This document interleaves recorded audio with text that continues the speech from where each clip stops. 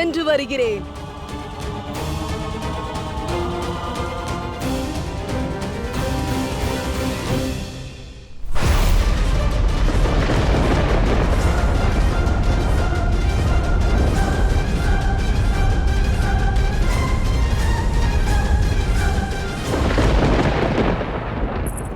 என்ன என்ன ராதா, நீ இந்த பக்கம் ஓடி வருகிறாய்? முக்கிய வேலையாக தான் வந்தேன்.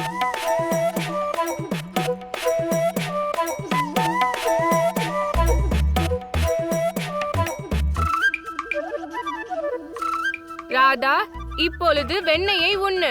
எனக்கு தம்பி பிறந்துள்ளான், கிருஷ்ணன். பலராமன் அண்ணா, என்னால் எப்படி இப்ப வெண்ணெய் உண்ண முடியும்? கண்ணனுக்கு வாழ்த்துக்கள் கூறாமல் வெண்ணெய் உண்பது முறையாகுமா என்ன?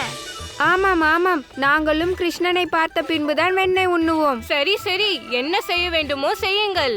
வெண்ணெய் உண்ணுங்கள் அல்லது சென்று பாருங்கள், எனக்கு என்ன. சரி, நாங்கள் செல்கிறோம். சரி, செல்லுங்கள்.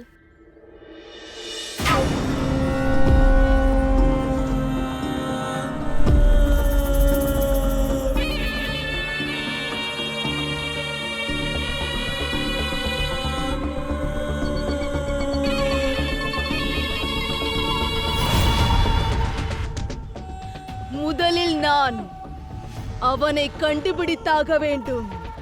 மகாராஜா கம்சனின் காலனை. அந்த சிறுவன் எங்கு உள்ளான் என்பதை அறிய வேண்டும். அதன் பிறகு இந்த பூதகியின் தாக்குதலில் இருந்து யாராலும் அவனை காப்பாற்ற முடியாது. நான் விடமாட்டேன்.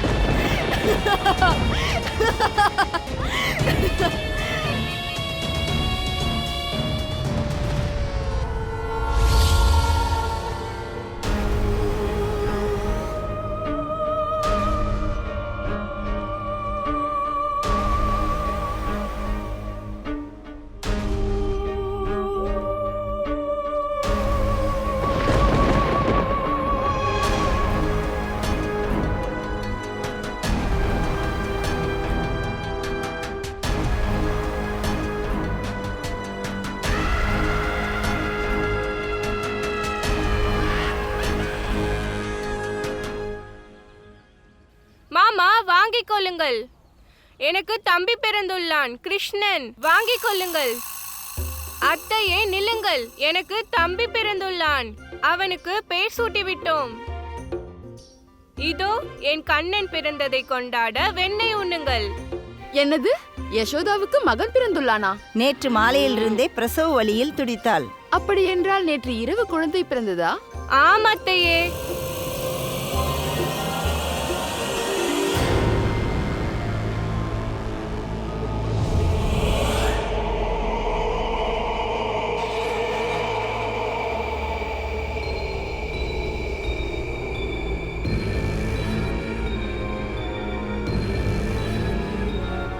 என்னவாயிற்று? ஏன் நின்று விட்டாய்? எனக்கு வெண்ணெய் தர மாட்டாயா? முதலில் நீங்கள் யார்? நான் கோகுலத்தில் உங்களை பார்த்ததே இல்லையே.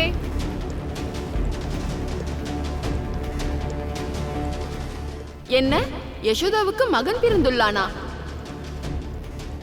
என்னை எப்படி பார்த்திருக்க முடியும்? யசோதாவின் அம்மா என் சிற்றன்னை.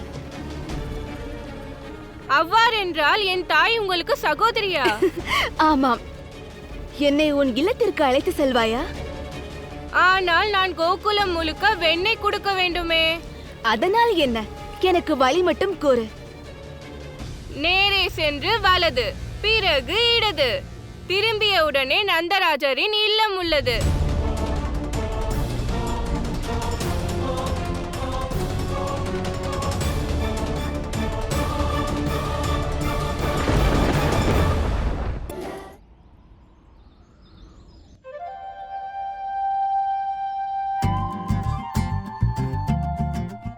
ஆஹா, என் கண்ணா, இப்படி எண்ணெயை தேய்ப்பதால் என் கண்ணனுக்கு பலம் கிடைக்கும்.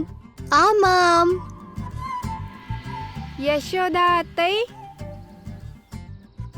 நாங்கள் உங்கள் கிருஷ்ணனின் முகத்தை பார்த்தால்தான் வெண்ணெய் உண்ணுவோம். அப்படியா? ஆமாம். சரி, வந்து பாருங்கள். யார் வேண்டாம் என்று தடுத்தது?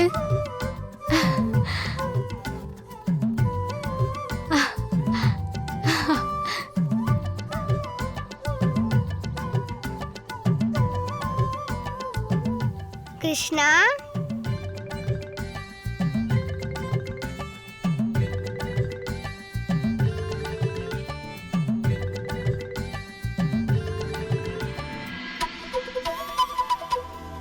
சரி, கண்ணனை பார்த்து விட்டீர்கள் அல்லவா? இனியாவது வெண்ணெயை உண்ணுங்கள்.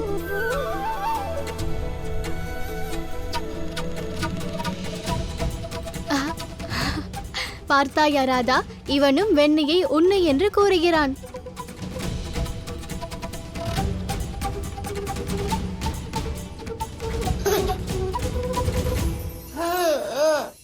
சரி வாராதா, மிகவும் நேரமாகிவிட்டது. இல்லத்தில் யாரிடமும் கூறாமல் வந்துவிட்டோம்.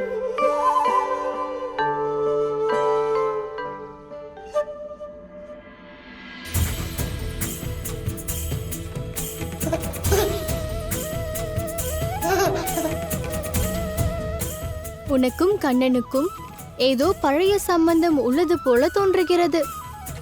என் கண்ணன் உன்னுடன் விளையாட விரும்புகிறான். எனக்கும் விளையாட ஆசைதான். ஆனால் தாயிடம் கூறாமல் வந்துள்ளேன். ஆகையால் செல்ல வேண்டும். கிருஷ்ணா, நான் பிறகு வருகிறேன்.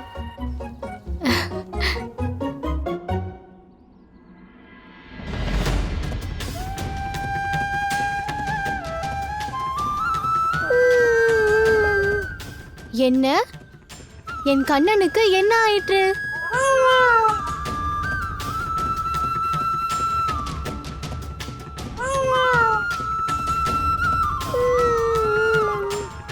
என் செல்லத்துக்கு என்னவாயிற்று?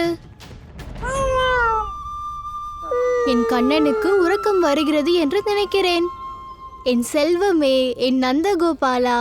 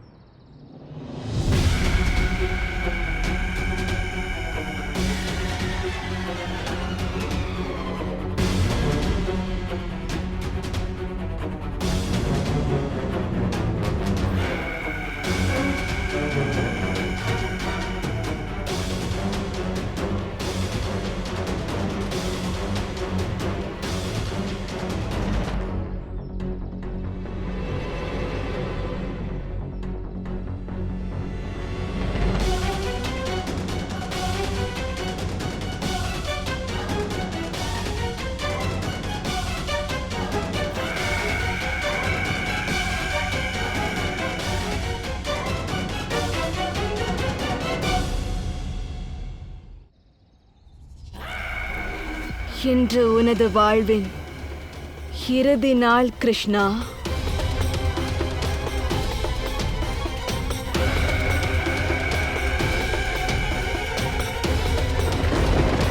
வாழ்க்கையில் ஒவ்வொருவரும் வித்தியாசமானவர்கள்.